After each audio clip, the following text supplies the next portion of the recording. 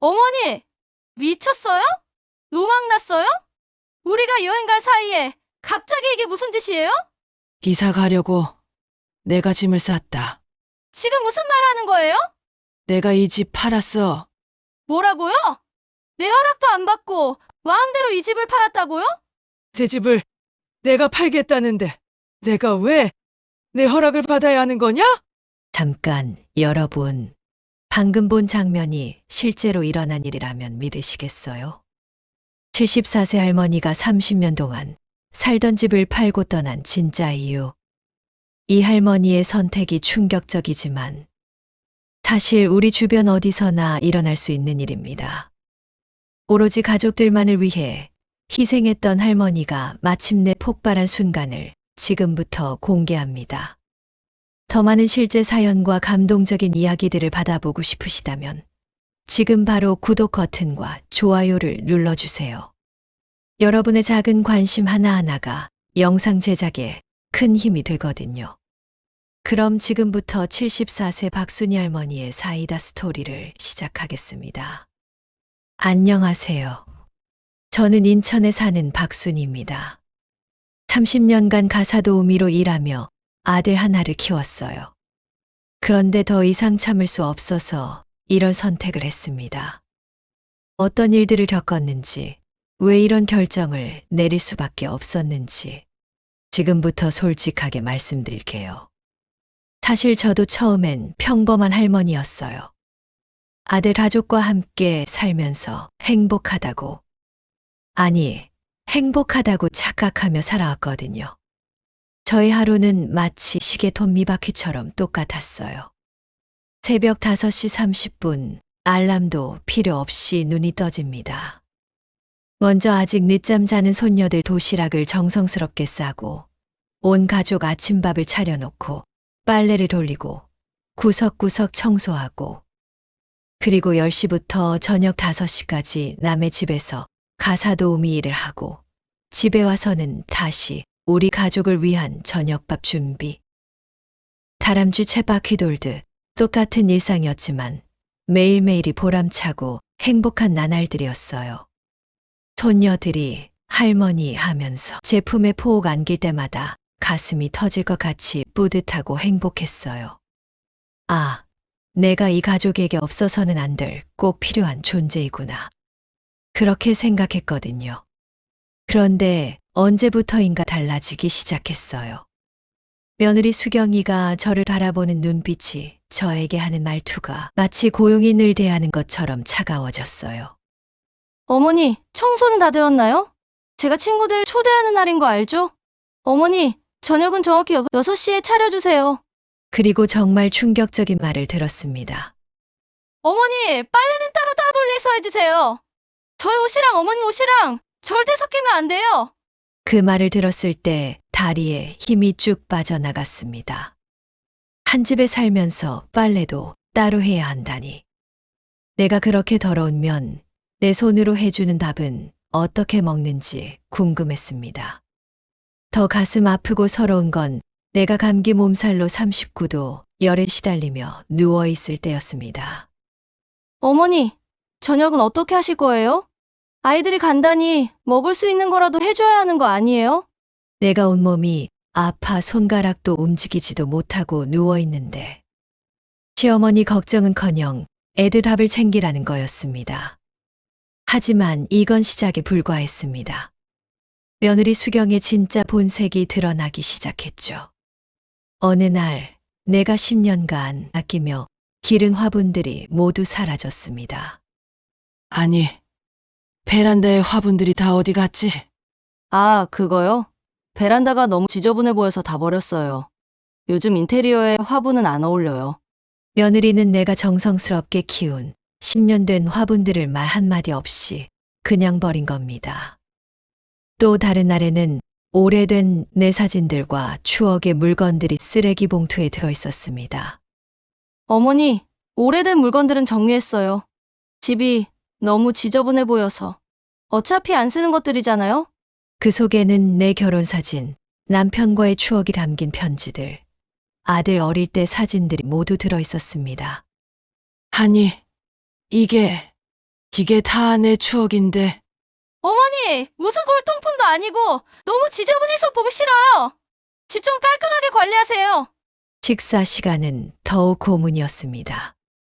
내가 정성껏 차린 밥상에서 벌어지는 일들이었죠. 이 반찬 정말 맛이 없어요.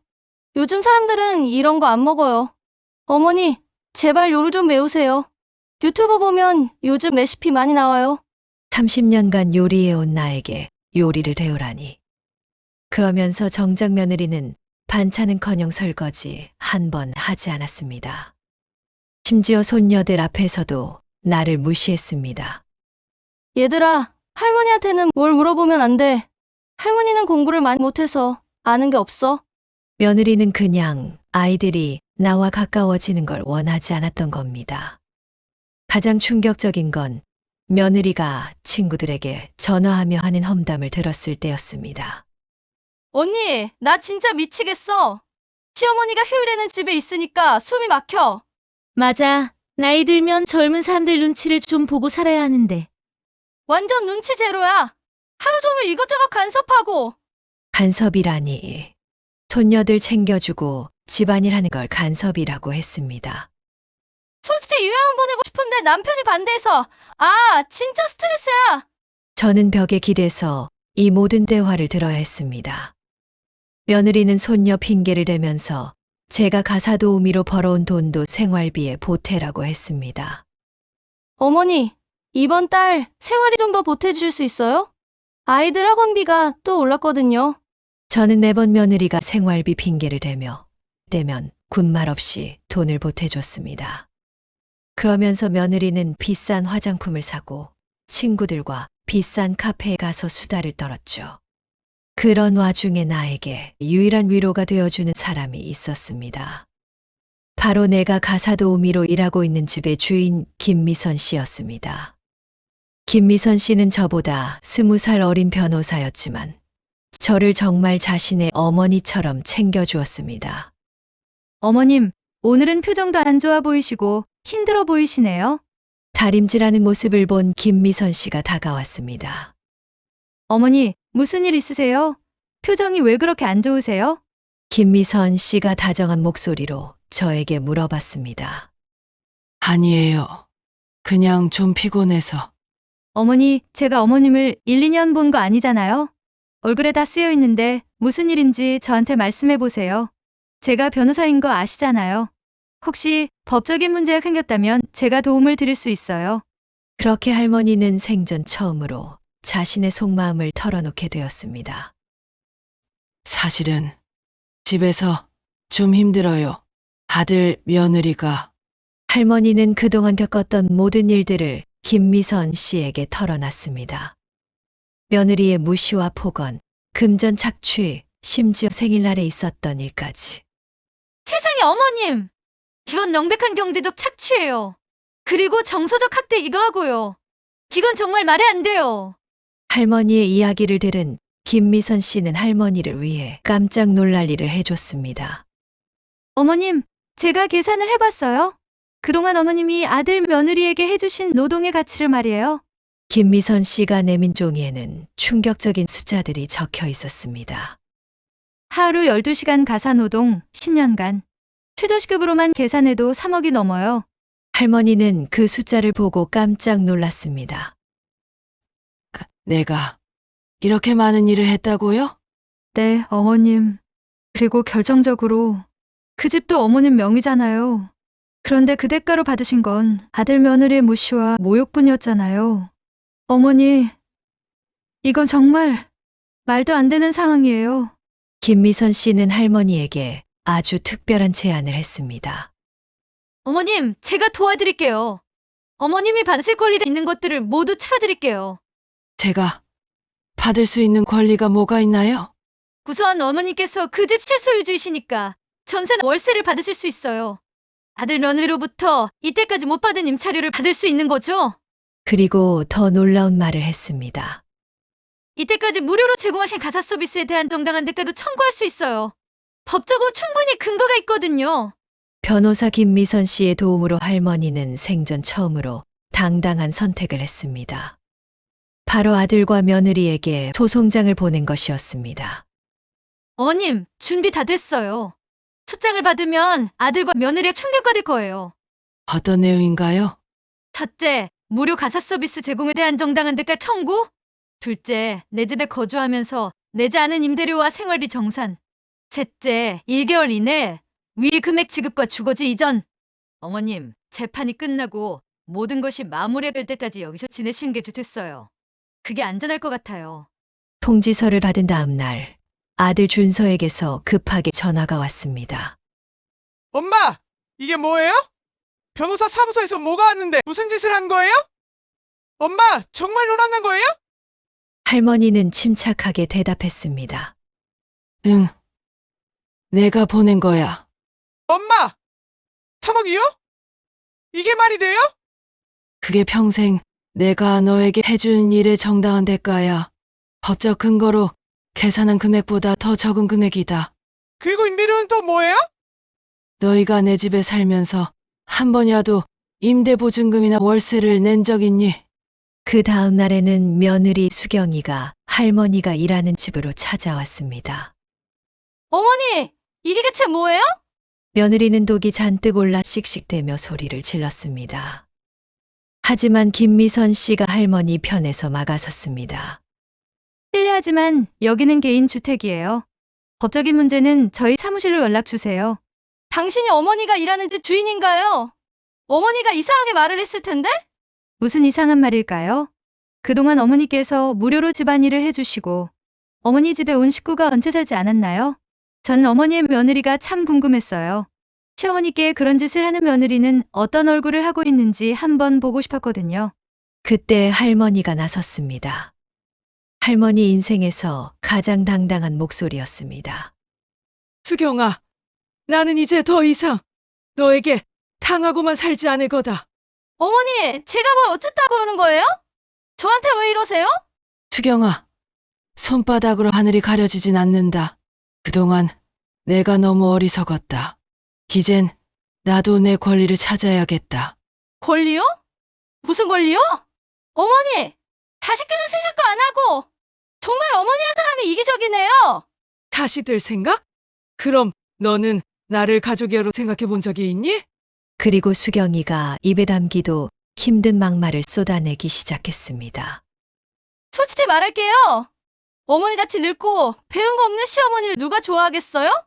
나나되니까 같이 살아준 거예요. 고마운 줄 알아야지 늙은이가 분수도 모르고. 며느리의 막말에 할머니와 김미선 씨는 입을 다물지 못했습니다.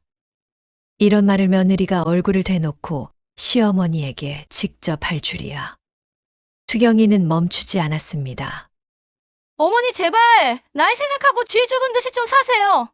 요양원도 안 보내고 어머니 모시고 산 것만 해도 감지덕지해야죠. 어머니는 양심도 없어요? 그리고 그 집도 어차피 오빠가 상습받을 거잖아요. 뭔 노인네가 그렇게 욕심이 많아요? 죽을 때 싸들고 갈 것도 아니잖아요. 할머니는 여과 없는 며느리의 폭언에 몸이 부들부들 떨렸습니다. 그리고 다리에 힘이 풀려 그 자리에 푹 주저앉아 버렸습니다. 변호사 김미선 씨가 더 이상 참지 못하고 나섰습니다. 지금 하신 말씀들 다 녹음되고 있다는 거 아세요? 뭐라고요? 이 모든 대화가 법정에서 불리한 증거가 될 수 있어요. 특히 시어머니가 며느리한테 조건 없이 해주는 게 당연하다는 말을 하셨죠. 이 발언은 그동안의 착취를 인정하는 거거든요. 그리고 가족이라서 무료로 해주는 것이 당연하다는 것도 경제적 착취를 정당화하는 발언입니다. 변호사의 발언에 며느리 수경이 당황하는 기색이 역력했습니다. 법정에서 불리하게 작용할 수 있어요. 며느리 수경이는 변호사의 말에 당황했지만 여전히 고집을 부렸습니다. 아니, 그래도 가족들끼리 이렇게까지 해야 해요? 가족이라는 이름으로 공경해야 할 분을 평생을 착취하는 게 정당한가요? 착취는 무슨 착취예요? 가족끼리 함께 살면서 서로 돋보가는 거지요. 수경아, 나는 너희들의 무료 가정부가 아니야. 평생 새벽 5시 30분에 일어나서 밤늦게까지 일했지만 나는 너한테 고맙다는 인사 한번 제대로 받아본 적이 없다. 너는 손끝에 물 한 방울 안 묻히고 나만 부려먹었잖니. 며느리 수경이는 한참 동안 나를 쏘아보더니 그 자리를 떠났습니다. 며칠 후 아들 준서가 직접 나를 찾아왔습니다.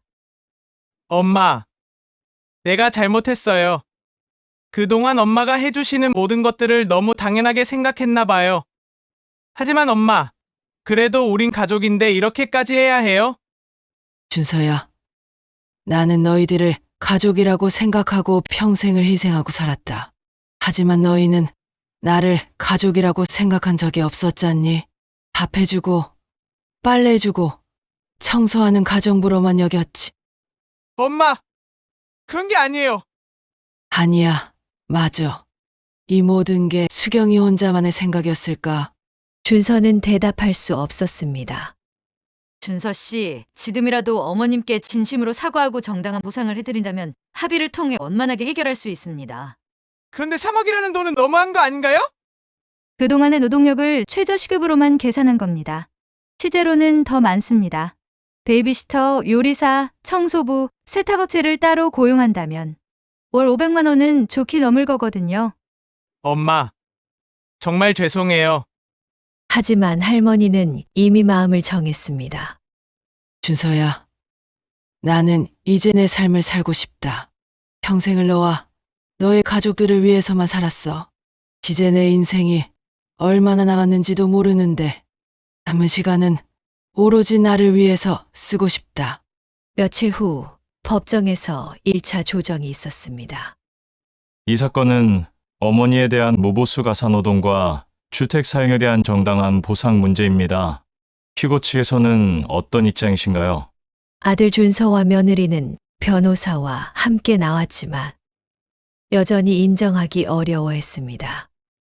그건 가족 간의 자연스러운 도움이었다고 봅니다. 먼저 평소 며느리의 언행이 요금된 대화 내용을 들어보겠습니다. 법정에서 며느리 수경이의 폭언 녹음이 재생되었습니다.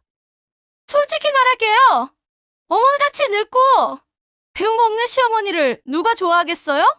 1년도 안 보내고 같이 살아준 것만 해도 담지약제해야죠. 법정은 순간 정적에 휩싸였습니다.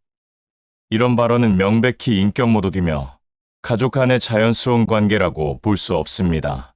조정을 권고하지만 피고 측에서 성의 있는 태도를 보여주시기 바랍니다. 하지만 아들과 며느리는 끝까지 인정하지 않았습니다. 수경아, 마지막으로 묻고 싶다. 너는 정말로 나를 가족이라고 생각은 했었니? 대답 못하겠지. 나는 너희 가족의 일원이 아니었어. 그냥 공짜로 부려먹을 수 있는 가정부였을 뿐이야. 이제 나는 내 권리를 찾아야겠다. 몇 주 후 2차 재판이 열렸습니다. 이번에는 더 많은 증거들이 제출되었습니다. 첫째, 매일 반복되는 가사노동 명세 내역. 둘째, 생활비 보조 내역. 셋째, 주택 무상 제공 기간과 시세. 넷째, 정서적 학대에 대한 녹음 증거. 모든 것을 종합하면 3억 2천만 원이 적절합니다. 피고 측의 최종 의견은 없습니까? 준서와 수경이는 여전히 납득하지 못했습니다. 판사님, 그래도 친엄마인데 친자식이라고 해서 부모를 착취해도 되는 건 아닙니다. 오히려 더 잘해드려야 하는 것 아닙니까? 법원의 최종 판결이 내려졌습니다. 원고의 청구를 일부 인용합니다. 피고는 원고에게 2억 8천만 원을 지급하고 즉시 현 주거지에서 퇴거할 것을 명령합니다. 또한 피고의 행위는 명백한 경제적 착취이자 정서적 학대에 해당함을 밝힙니다. 법정을 나서는 할머니의 얼굴에는 환한 미소가 피어났습니다. 어머님, 정말 수고하셨어요. 이제 당당하게 사실 수 있어요. 정말 고맙습니다. 변호사님 덕분에 내 인생을 되찾게 되었어요. 판결 후 할머니는 새로운 삶을 시작했습니다. 받은 보상금으로 작은 아파트를 마련하고 평생 꿈꾸던 작은 화원을 운영하기 시작했죠. 이제 할머니는 아침에 일어나면 누구의 눈치도 보지 않고 할머니가 좋아하는 꽃들과 종일 같이 할 수 있었어요. 그리고 놀라운 일이 일어났습니다. 손녀들이 할머니를 찾아온 것입니다. 보고 싶었어요. 할머니가 해준 볶음밥이 너무 먹고 싶어요. 엄마 아빠는 할머니가 나쁜 사람이라고 했는데 우리는 할머니가 세상에서 제일 좋아요. 할머니 집에서 같이 살면 안 돼요? 할머니는 손녀들을 꼭 안아주었습니다. 아이고, 내 강아지들아. 할미도 이 세상에서 우리 강아지들이 제일 좋아. 하지만 우리 강아지들은 엄마 아빠 옆에서 살아야 해. 그 후 6개월이 지났습니다. 아들 준서가 혼자 할머니를 찾아왔습니다. 엄마, 잘 지내세요? 그래, 아주 잘 지내고 있다. 엄마, 정말 죄송해요. 엄마 없이 지내보니 알겠어요. 엄마가 우리를 위해 얼마나 희하셨는지. 엄마, 우리 집이 돼지우유 같아요. 냉장고에도 먹을 반찬이 하나도 없어요. 다시 돌아와 주실 수 없을까요? 이번에는 정말 달라질게요. 준서야, 나는 이제 내 삶을 찾았다. 엄마 인생에서 이렇게 행복한 시절은 없었어. 너희와 함께 살던 그 시절로 돌아가고 싶진 않다. 현재 할머니는 작은 화원을 운영하며 진정한 자신의 삶을 살고 있습니다. 그리고 김미선 변호사와는 딸 같은 관계를 유지하며 때때로 손녀들과도 만나고 있습니다. 하지만 다시는 누구의 무료 가정부가 되지는 않겠다고 다짐했습니다. 부모라고 해서 무조건 자식을 위해 희생해야 한다는 생각은 버리셔야 합니다. 내가 행복하고 오래 살아야 사랑하는 자식들도 오래 볼 수 있습니다. 74세 박순희 할머니의 용기 있는 선택은 많은 분들에게 큰 교훈이 되고 있습니다. 구독하시면 새로운 영상 소식을 가장 먼저 받아보실 수 있습니다. 다음에도 재미있는 이야기로 찾아뵙겠습니다. 끝까지 시청해 주셔서 감사합니다.